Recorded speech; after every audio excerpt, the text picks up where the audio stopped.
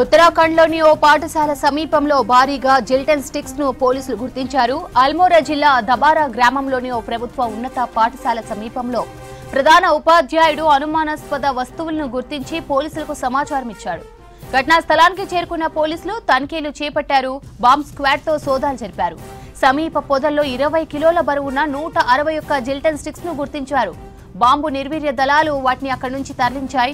Gelatin sticks ఎక్కడ ఎవరు ఎందుకు పెట్టారనే దానిపై దర్యాప్తు ప్రారంభించినట్లు పేర్కొన్నారు.